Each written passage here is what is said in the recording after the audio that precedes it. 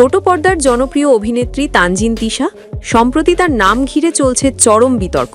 এক নারী উদ্যোক্তার অভিযোগ, প্রমোশনাল ফটোশুটের কথা বলে গিফট নিয়েও তিশা কথা রাখেননি। তা আমি কি তার জন্য আলাদা করে শুট করব নাকি? আমাকে এটা বলেন, তার আলাদা করে শুট করব কেমনে? সে তো আমাকে টাকা দেয় নাই, কিন্তু ছবি তোলার জন্য আমি কেন তুলে দিব? আমি কি বাধ্য এটাতে? ঘটনার শুরু গত 17 জানুয়ারি। অ্যাপোনিয়া নামের একটি অনলাইন ফ্যাশন ব্র্যান্ড তানজিন তিশার সঙ্গে যোগাযোগ করে। তিশা সেই ব্র্যান্ডের ইনস্টাগ্রাম পেজ থেকে একটি জামদানি শাড়ি পছন্দ করেন। উদ্যোক্তা জানান, শাড়িটি তিশার জন্য উপহার, শর্ত শুধু একটাই, তিশাকে সেটি পরে একটি ছবি তুলতে হবে এবং তা সোশ্যাল মিডিয়ায় পোস্ট করতে হবে।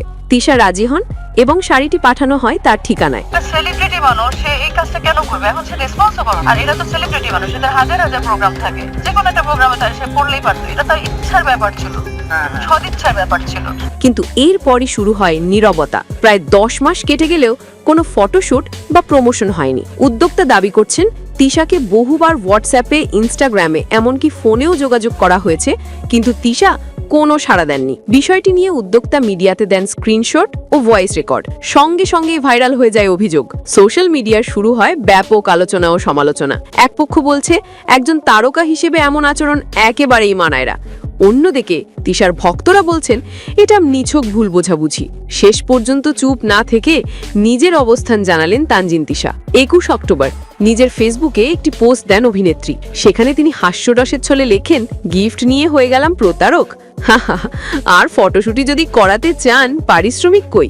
আজব নারী উদ্যোক্তা, আপনার গিফটের সালাম। তিশার এই মন্তব্য আবারও 2 ভাগে ভাগ করে দেয় নেট দুনিয়াকে।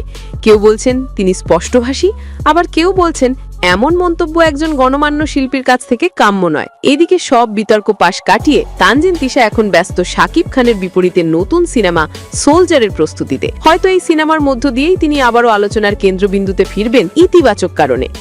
তিশা উদ্যোক্তার বিতর্ক থেকে কি শেখা যায়? কন্টেন্ট ও প্রমোশনের ক্ষেত্রেও চুক্তি ও দায়বদ্ধতা থাকা জরুরি।